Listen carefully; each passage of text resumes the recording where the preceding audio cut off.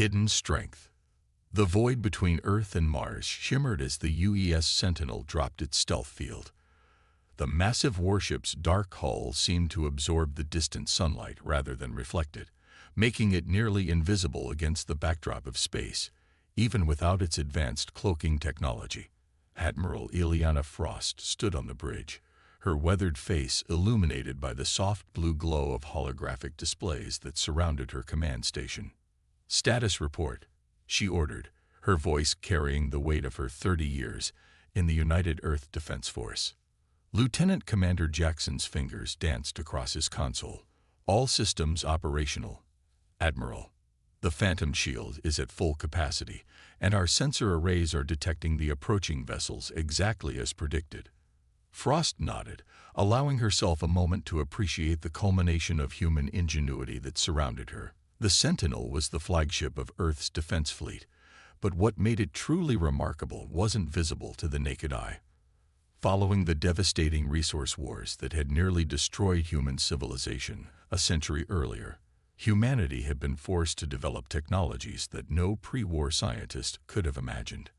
"How many vessels?" Frost asked, studying the tactical display. "7 confirmed, Admiral," replied Lieutenant Rivera from the sensor station. "They're using a propulsion system unlike anything in our database. Based on their deceleration pattern, they'll reach the Mars orbital line in approximately 3 hours." Frost's expression remained neutral, but her mind was calculating possibilities. Humanity had been monitoring deep space for centuries, searching for signs of intelligent life. The scientific community had long theorized that first contact was inevitable, but the military had prepared for all scenarios, from peaceful exchange to existential threat. "Open a channel to Earth Command. Priority Alpha." Within moments, the stern face of General Wei appeared on the main view screen. "Admiral Frost, I assume our visitors have arrived." "Yes, General. 7 vessels, approaching from the Kuiper Belt. Their technology appears advanced, but we can't determine their intentions yet." General Wei's expression hardened. "The Security Council has authorized Operation Looking Glass. Remember your orders. Standard protocol dictates we appear technologically inferior while assessing their capabilities and intentions." "Understood, General. The Sentinel will initiate first contact using conventional systems only. The Phoenix Protocol remains on standby." The communication ended, and Frost turned to her crew. "You all know what's at stake today. Humanity has prepared for this moment for generations. Our visitors might be peaceful explorers or something else entirely. Either way, we show them only what we want them to see." Commander Lai, Frost's executive officer, approached with a data tablet. "The rest of the fleet is in position, Admiral. The Aegis, Bulwark, and Defiant are maintaining stealth positions throughout the system. Earth's defensive matrix is on standby but dormant." Frost nodded approvingly.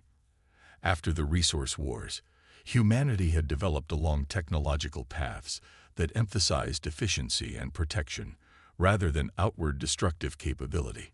While other civilizations might have focused on building bigger weapons, humans had learned the hard way that preservation was the true key to survival. "Our visitors are adjusting course," Rivera announced. "They're heading directly toward the Sentinel. They've definitely detected us." "As expected," Frost replied. "Prepare first contact protocols. Power conventional engines only, maintain minimal shield presence, and keep weapons systems dormant. Let's not appear threatening."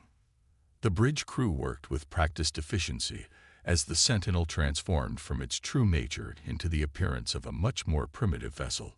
External weapon ports closed, advanced sensor arrays retracted, and its revolutionary Phantom Shield reconfigured to mimic older defensive technology. As the alien fleet approached, its design became clearer on the view screen. The vessels resembled massive crystalline structures that refracted light in mesmerizing patterns. They moved with impossible grace for their size, their formation shifting organically like a school of fish. "They're broadcasting," Communications Officer Zhang announced. "Multiple frequencies, structured data packets. The AI translation matrix is attempting to decode." Minutes ticked by as the alien vessels drew closer, now clearly visible through the bridge's viewport. The lead ship dwarfed the Sentinel by at least 3 times, its crystal-like surface pulsing with internal lights that seemed to follow complex mathematical patterns. Translation complete, Zhang finally announced. Audio and visual incoming. The main screen flickered, and a figure appeared. The alien was humanoid in basic shape, but with translucent blue-green skin that seemed to ripple like water. 4 eyes arranged in a diamond pattern blinked independently, and when it spoke, its mouth didn't move. Instead, colors flowed across its skin. "Greetings, vessel of Earth," came the translated voice, surprisingly melodic. "We are the Vajurian Collective. We have observed your radio transmissions for many rotations of your world. We come in peace to establish relations with your developing species." Admiral Frost stepped forward, her posture straight and dignified. "On behalf of Unified Earth, I welcome you to our solar system. I am Admiral Ileana Frost of the United Earth Defense Force. We are honored by your presence and look forward to peaceful exchange between our civilizations." The alien's skin rippled with colors that the translation system interpreted as polite acknowledgement. "Admiral Frost, I am High Navigator Zeller. Our scans indicate your vessel operates on fusion propulsion and employs rudimentary deflection shields. Impressive achievements for a species at your stage of development." Frost maintained her diplomatic demeanor despite the condescension in the alien's tone. "We've made significant progress since our global conflicts a century ago. The Sentinel represents our current capabilities." "Of course," responded Ziller, colors shifting to what might have been amusement. "All species follow similar developmental paths. We would be pleased to share appropriate technological insights to assist your advancement." Commander Lai tensed beside Frost, but the Admiral's expression remained neutral. "Your generosity is appreciated. We would be honored to learn from your civilization. We request permission to approach your homeworld," Zeller continued. "Our customary greeting includes a formal meeting with your governing authority. We would be delighted to escort you," Frost replied. "However, we maintain certain security protocols around Earth. I'll transmit designated approach coordinates." As the communication ended, Frost turned to her officers. "Impressions?" Commander Lee frowned. "They're condescending. Categorized us immediately as primitive. And they're scanning us extensively," added Rivera from the sensor station. "Their technology is remarkably advanced, but they're not bothering to hide their surveillance. Either extremely confident or deliberately intimidating. Or testing our reactions," Frost mused. "Notice how their translator understood our language immediately. They'd been monitoring us for longer than they implied." The Admiral moved to the tactical display, studying the position of Earth's hidden fleet. "They see what we want them to see. A species recovering from near self-destruction, cautiously venturing into space with technology centuries behind their own."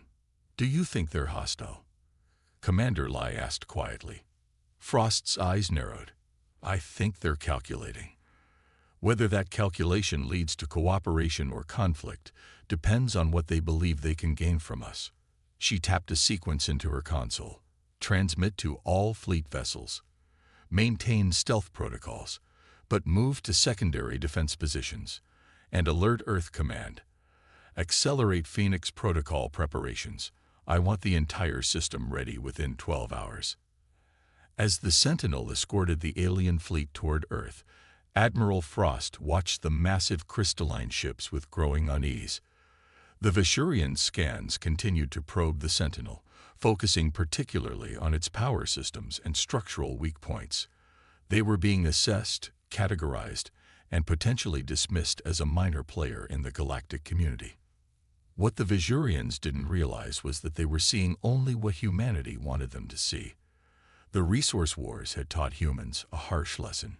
Survival sometimes depended not on being the strongest, but on not being perceived as a threat until it was too late to be stopped. 3 days later, Frost stood in Earth's orbital command center as the Vajurian delegation arrived. Their diplomatic vessel dwarfed the human escort ships, its crystalline hull creating rainbow patterns across the station's observation deck. Behind her, General Wei and the Earth Security Council watched with carefully maintained expressions of diplomatic openness. "They're scanning everything," Wei muttered, "particularly our defensive platforms." "Let them look," Frost replied quietly. "The visible systems are 3 generations behind what we actually deploy."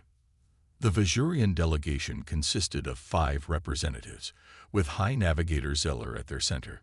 Their towering translucent forms drew stares from the human diplomatic corps as they entered the grand reception hall of the Orbital Command Center. "Your habitat is impressively constructed for your technological level," one of the Vajurians observed, skin rippling with patterns that the translation system interpreted as mild surprise. "Though our scans indicate your life support redundancies are minimal. We build according to our needs," General Wei responded evenly. "Earth's resources were severely depleted during our last global conflict." Another Vajurian, introduced as Science Director Melov, gestured toward the viewports overlooking Earth. "Yes, we detected the radiation signatures of your nuclear exchange.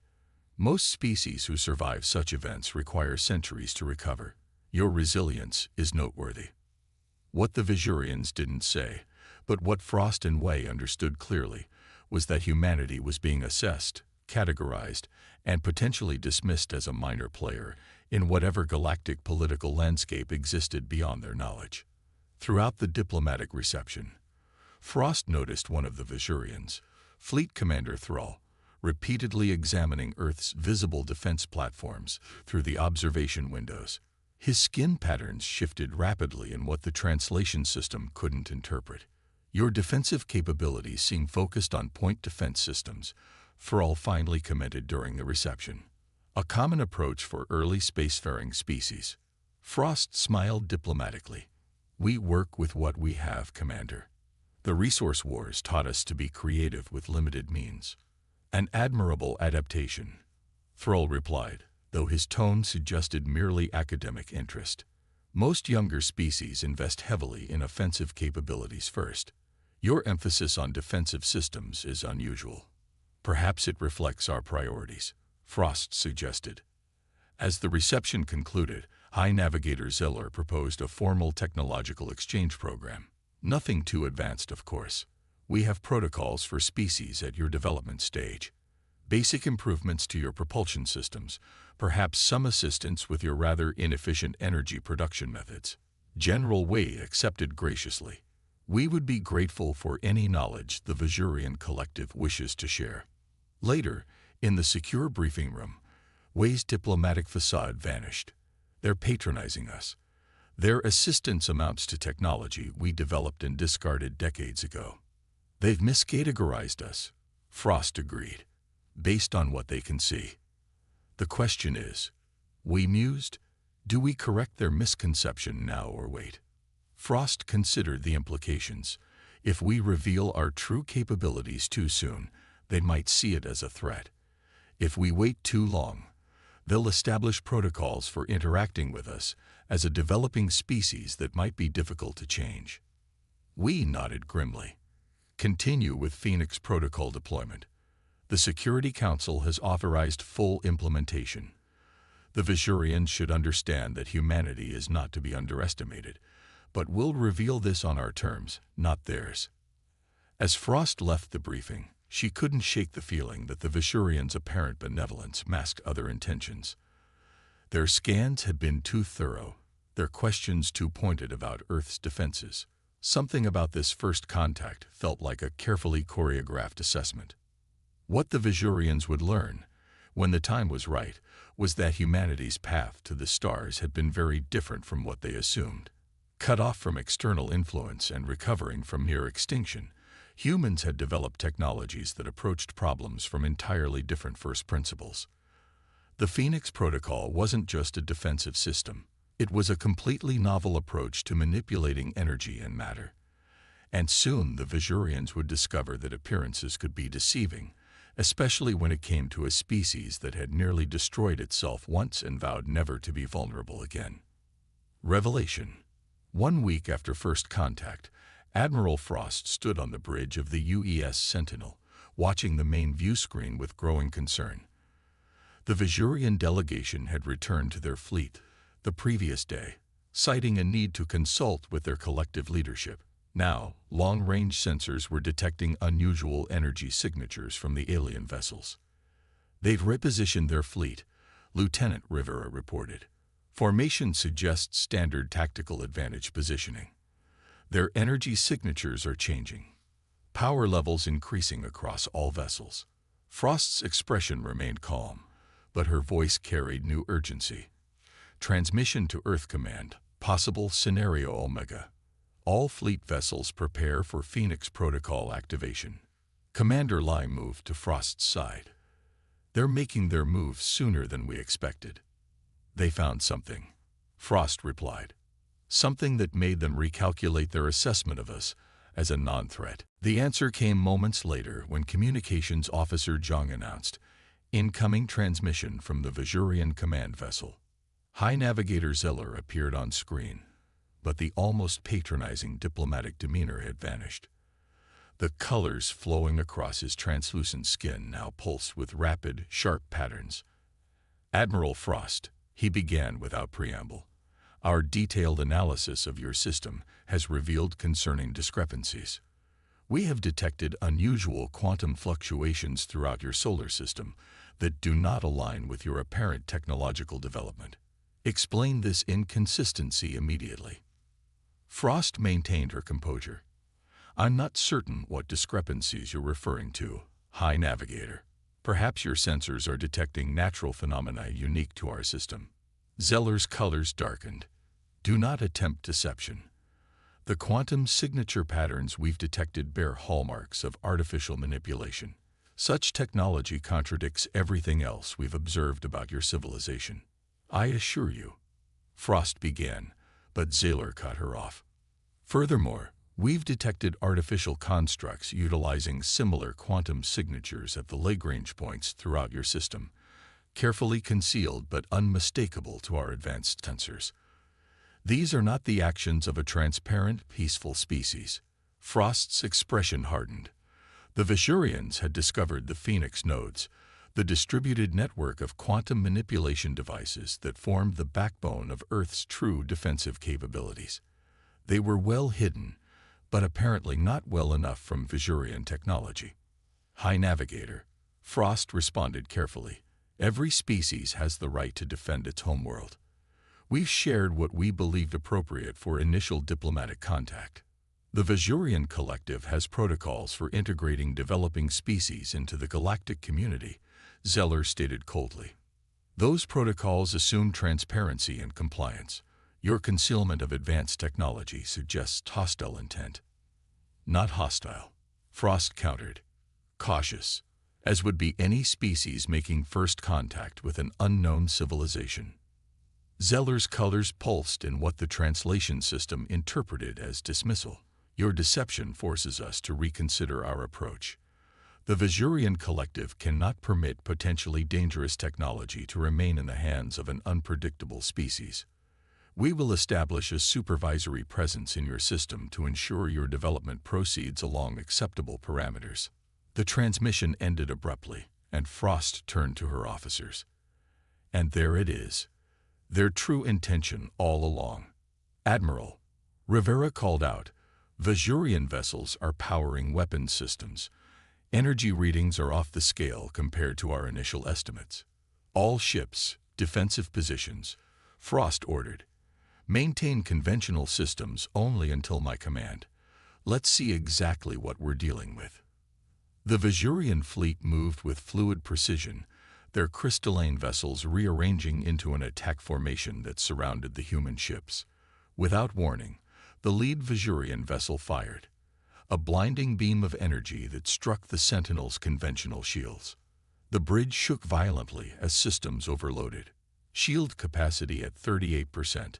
Lieutenant Commander Jackson reported. One more hit like that, and our conventional shields will fail. Return fire.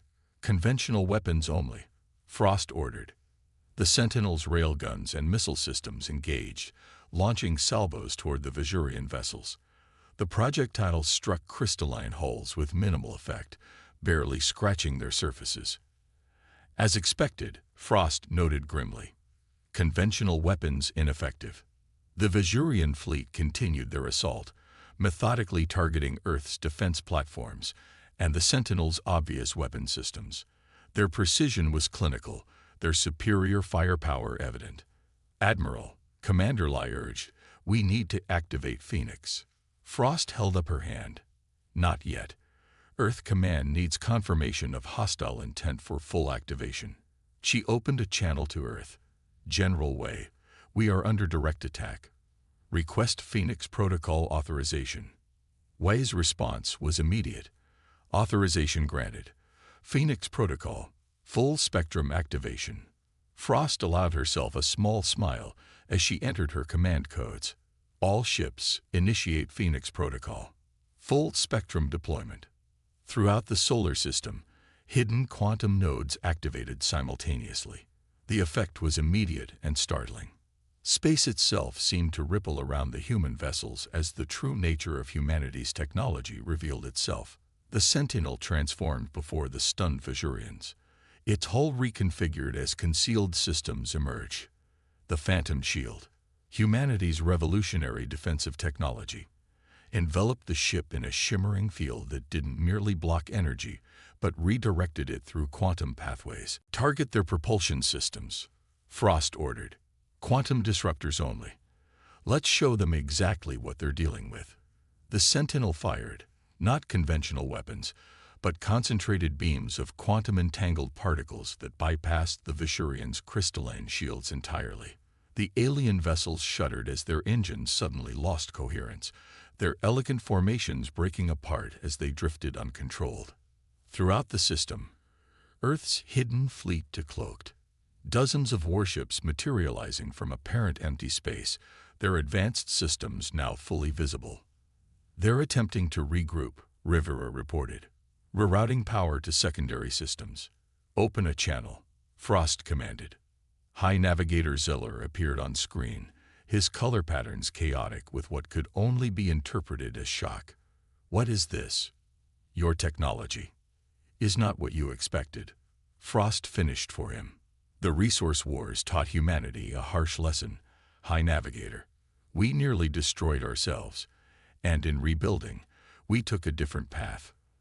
While other species might have developed along predictable technological lines, our isolation forced us to approach problems differently. The quantum manipulation," Zeller began, "is our own discovery," Frost explained. "Developed not to conquer, but to ensure we could never be conquered again. The Phoenix Protocol doesn't just defend.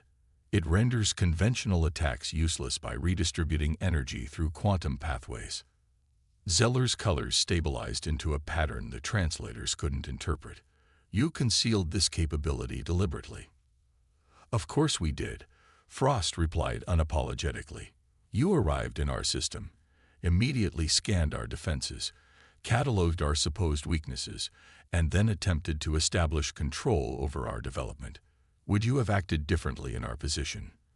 For several long moments, the Vajurian leader was silent, his colors shifting slowly through patterns suggesting deep calculation.